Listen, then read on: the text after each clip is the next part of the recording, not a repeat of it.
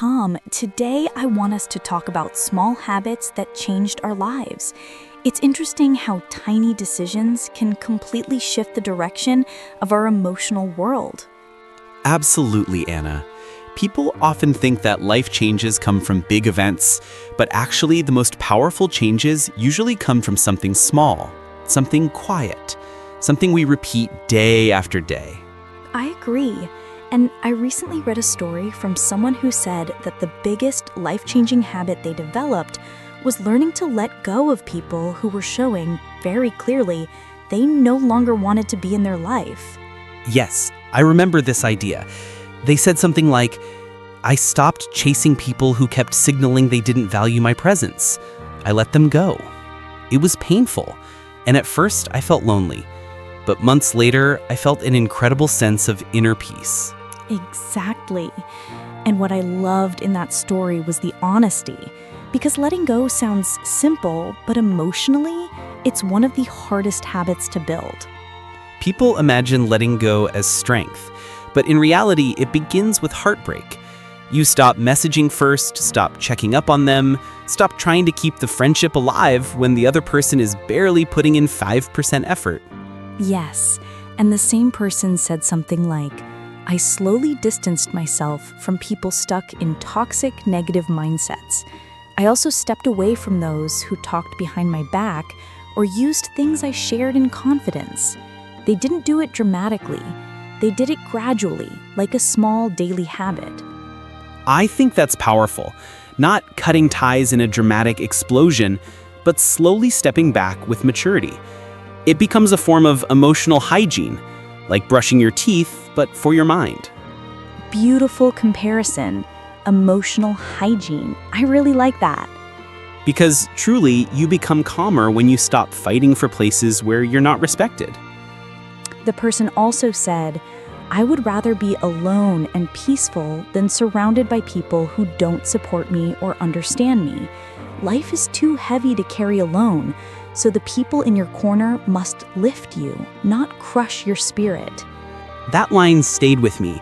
Many people think it's better to have many friends. But the truth is, one honest friend is better than 20 who only show up when they need something. And I think what really resonates is the idea that we should have standards, not just for others, but also for ourselves. When you expect respect, kindness, honesty, you begin to attract people who live by the same values. Right, because low standards invite low-quality relationships. Then someone responded with, I needed this today. They shared how for years they kept forgiving people who treated them as an option, not as a real friend. I see this so often. Someone uses them for emotional support, advice, or convenience, and once they get what they want, they disappear. Yes, and the person said they finally decided to move on because those people weren't better than them. They weren't more important, more valuable, or more deserving. Just humans. Imperfect, sometimes selfish, sometimes careless, but not worth losing yourself over. The person said, I unfollowed people from social media. Many say it's petty, but I actually think it's healthy. Sometimes out of sight, out of mind is medicine. Exactly. Why emotionally torture yourself with constant reminders of people who hurt you? They said, I stopped joining gossip conversations, especially when the gossip involved people who disrespected me. That's such a mature habit. Yes, because gossip binds you to negative circles. Removing yourself is like stepping out of a polluted room into fresh air. Then the person admitted something raw and honest. I only have a few friends left, and soon I might have none. But my conscience is clear. I haven't betrayed anyone. And maybe solitude is the path I need right now.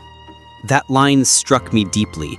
It's scary to say, maybe I need to be alone, because society teaches us that being alone means we failed.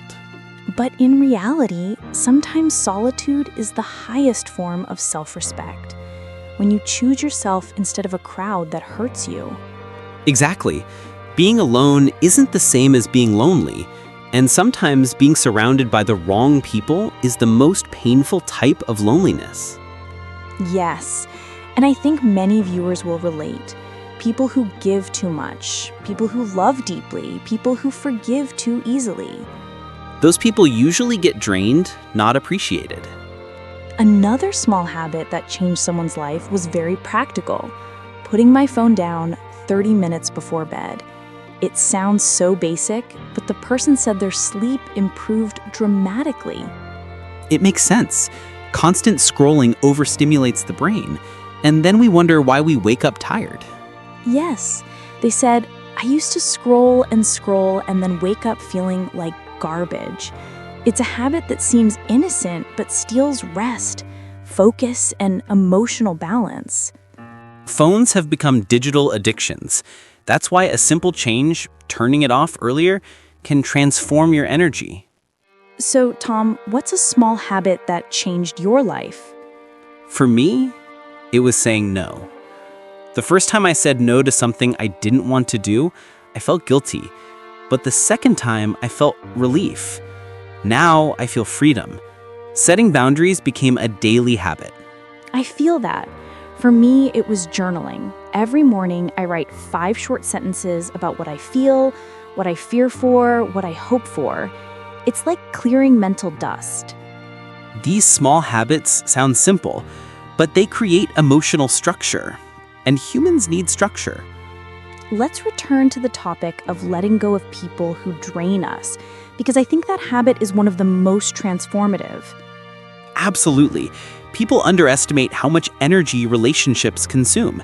If you're surrounded by people who constantly complain, gossip, criticize, or use you, your mind becomes heavy. And when you remove that noise, you suddenly hear your own thoughts again. Yes, you rediscover what peace feels like. And peace is addictive. Once you taste it, you won't go back to chaos. It's also interesting how letting go of toxic people opens space for healthy ones. Exactly. When your life is full of noise, good people can't enter. You have no emotional room left. And sometimes, even if no one new enters immediately, the peace itself is enough. I want to expand on this idea of slowly fading away. It's a mature, non-dramatic habit. People think ending relationships must be a fight, but actually, silence is stronger. Silence is dignity. Silence is healing. Silence is choosing peace instead of exhaustion.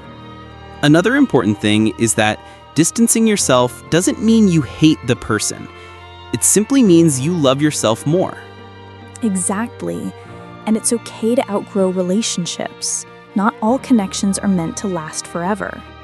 And not everyone deserves access to your private emotional world. Some people treat your heart like a temporary rental apartment. They enjoy the space, leave a mess, and move on. But with the habit of letting go, you learn you don't get to stay in my life if you don't value being here. That's powerful and healthy. I want to talk about loneliness too, because many people fear that if they remove toxic people, they will be alone forever.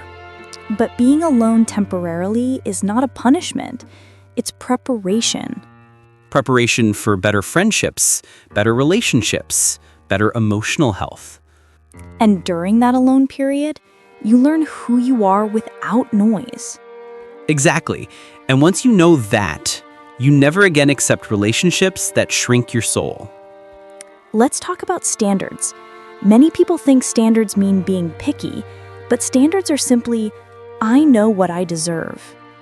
And refusing mistreatment is not selfish, it is mature. When you refuse manipulation, gossip, disrespect, or emotional instability, your self-esteem rises. And when your self-esteem rises, your life changes. This is what I love about today's topic, because all the habits discussed, letting go, boundaries, sleep hygiene, social media control, they seem small, but they build a new identity. Yes, a stronger, calmer, healthier identity. And when you build habits based on self-respect, the world around you changes too. Because people treat you the way you treat yourself. Exactly. I think the biggest message today is this: small habits protect your peace. And protecting your peace is the biggest life change you can ever make. Beautiful. Absolutely beautiful. Friends, think of one small habit you can start today. Just one. Because one habit could completely transform your emotional landscape. Choose yourself. Choose peace. Choose boundaries. Choose rest. Choose honesty. Because life becomes lighter when you stop carrying what does not belong to you. And you truly start living when you stop begging for love and start giving love to yourself. Thank you, friends. This was a powerful conversation. We're always here to help you grow, learn English, and understand yourself better.